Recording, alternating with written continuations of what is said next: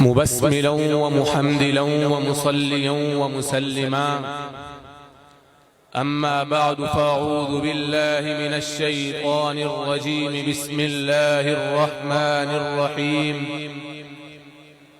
في بيوت أذن الله أن ترفع ويذكر فيها اسمه وقال الله تعالى في مقام آخر وأما بنعمة ربك فحدث صدق الله العظيم. وقال النبي صلى الله عليه وسلم لا يزال الله يغرس في هذا الدين غرسا يستعملهم في طاعته أو كما قال عليه الصلاة والسلام. ہم سے تاریخ ہے، تاریخ کا عنوان ہے ہم، وقت بھی جانتا ہے کہ وقت کی پہچان ہے ہم سے الجھو گے تو انجام برا ہوگا، ہم سے الجھو گے تو انجام برا ہوگا. رب کعبہ کی قسم صاحب ایمان ہے ہم. قابل صد تکریم محترم و مکرم علماء کرام و مہمانان گرامی اور میرے ہم سفر ساتھیوں دوستو، السلام علیکم ورحمۃ اللہ وبرکاتہ.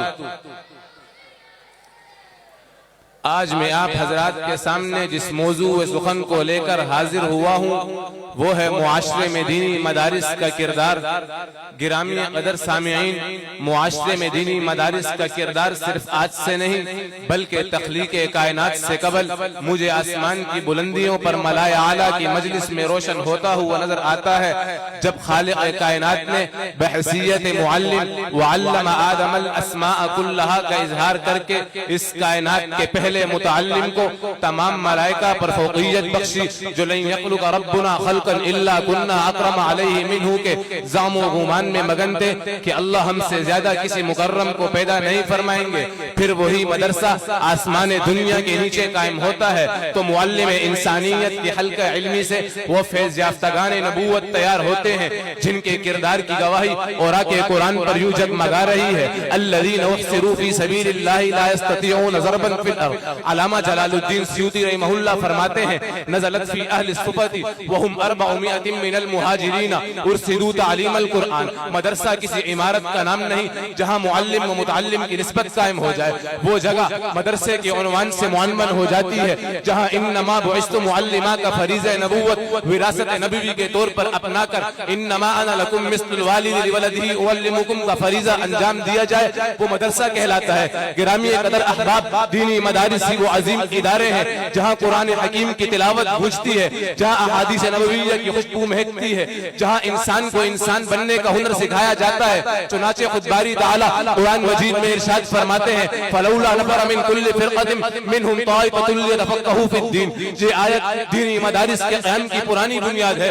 معاشرے کو اسلامی آداب و تہذیب سے مالا مال کرنے میں دینی مدارس کی وہ واحد ادارے ہیں جو شب و روز متحرک ہیں. معاشرے کی ان ضرورتوں کو دینی مدارس ہی پورا کر رہے ہیں جو کثیر تعداد میں موجود ہیں. اجناس انسانی میں سے کوئی طبقہ ایسا نہیں جن کو مدارس کے اثرات کی کرن نہ پہنچی ہو، بلکہ ان کے کردار کی کرنیں چار دانگ عالم میں افشا ہوتی نظر آتی ہیں. اگر باپ کی حیثیت رکھنے والا مرد ہے تو ان کے لیے ان مدارس دینیہ نے پیغمبر کا یہ فرمان رضا الرب فی رضا الوالد وسخط الرب فی سخط الوالد امت تک پہنچا کر والد کے آداب کی تعلیم سے آراستہ کیا اور امہات کے درجے پر فائز ہونے والی خواتین کے لیے الجنت تحت اقدام الامہات کا اصول بتا کر معاشرے تک حقوق الامہات کا پیغام پہنچایا. اور اگر کم عمر بچے ہیں تو ان کے لیے ان مدارس دینیہ نے من لم یرحم صغیرنا اور بڑوں کے لیے ولم یوقر کبیرنا کا درس دے کر معاشرے کو اپنے کردار سے اجاگر کیا. اگر معاشرے میں دینی مدارس کا کردار دیکھنا ہے تو نقشے جہاں کو اٹھاؤ اور دیکھو جہاں کہیں آفتاب اسلام کی کرن زیباش نظر آئے گی،